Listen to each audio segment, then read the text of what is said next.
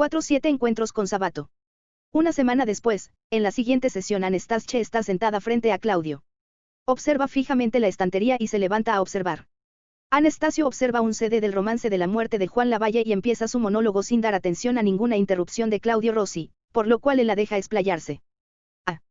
Tiene el disco de Sabato del asesinato de Manuel Dorrego. Claudio le contesta con franca emoción. Sí, es una obra de arte ese disco. Anastasia le pregunta. ¿Lo conoció a Sabato? Al igual que antes Claudio le contesta con franqueza, pero esta vez con franca frustración. No, no tuve el gusto, lo fui a ver al Teatro Coliseo cuando presentó el romance pero nunca más lo vi. Anastasia jactándose le dice. Yo sí lo conocí a Ernesto.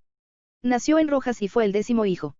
Como nació poco tiempo después de la muerte de su hermano Ernesto, lo bautizaron con ese nombre. Él era un bebé recién nacido cuando lo fui a ver y su madre me encontró acechante sobre su cuna y me pidió que no me lo lleve a él también. Yo claudiqué ante sus súplicas, le previne que lo alejara de la violencia de su padre. El hombre era severísimo y su madre lo escondió por siempre de sus castigos. De joven fue elegido secretario general de la Federación Juvenil Comunista. Y en un curso conoció a Matilde, una estudiante de 17 años. Comenzó a tener dudas sobre el comunismo. El partido advirtió este cambio y lo envió a las escuelas leninistas de Moscú, de donde no salían vivos los detractores. Antes de Moscú, viajó a Bruselas como delegado del Partido Comunista de la Argentina al Congreso contra el fascismo y la guerra. Yo no estaba atenta a la vida de Ernesto, pero percibí lo que le estaban haciendo y me rebelé por segunda vez en su vida. Le dije. Ernesto, soy una enviada de la muerte, hay quienes intentaban adelantar tu muerte, pero aún no es tu momento, escápate hoy mismo. Ernesto abandonó el Congreso y huyó a París. Es ahí donde escribió su primera novela llamada La Fuente Muda.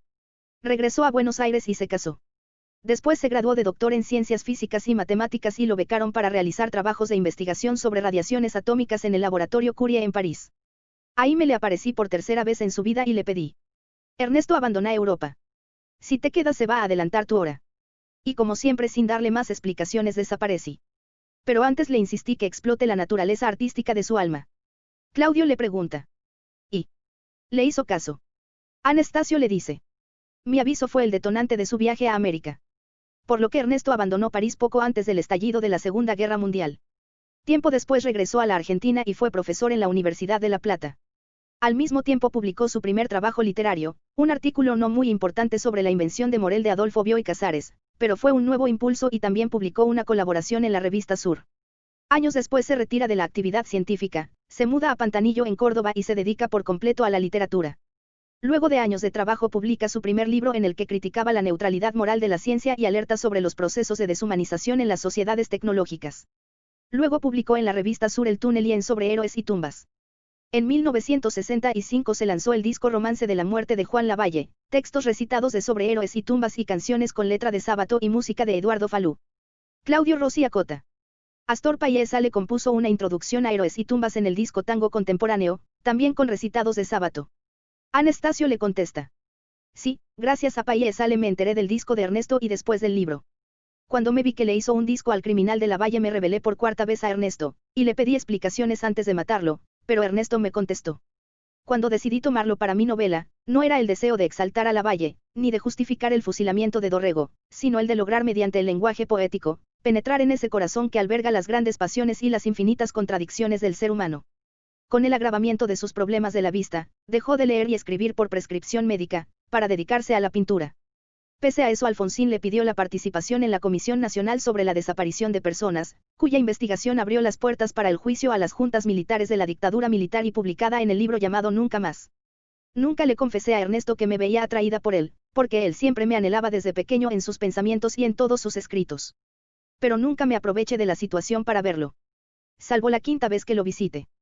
Lo visité una noche en una fosa común a la cual llega en la investigación y como regalo por el importante trabajo que está haciendo le di 2 fechas de muertes para su familia.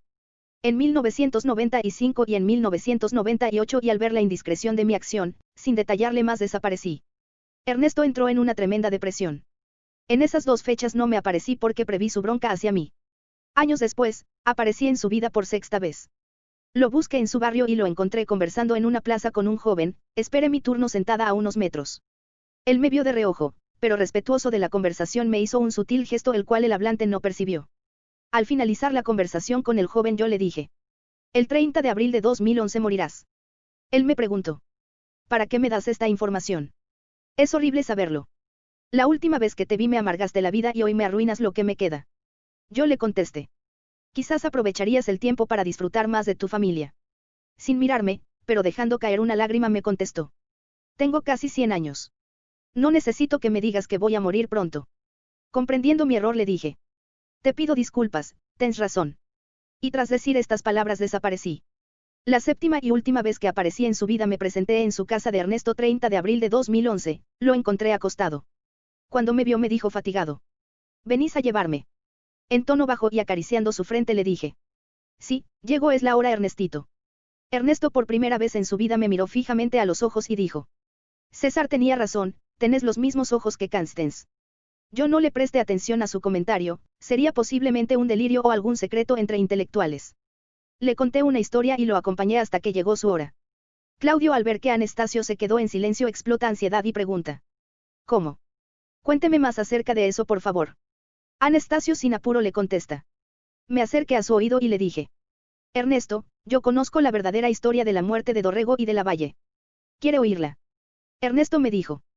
Cuando mataron a Lavalle usted estaba ahí. Sonriendo le dije. Creo que al fin encontré a alguien a quien le interese mi historia. ¿Quiere escucharla? Sí, por favor. Me contestó Ernesto. Anastasio continúa diciendo a Claudio. Así que le conté al oído como un cuento la verdadera historia del romance de la muerte de Juan Lavalle y Manuel Dorrego. El viejito que vivió tantos años sufrimientos atroces murió al fin con una sonrisa. Claudio la interrumpe mientras se endereza en el sillón y mira la hora en el reloj de la pared. Una muerte tranquila y hermosa, muy merecida, bueno continuamos la semana que viene. Y me cuenta la historia que le contó.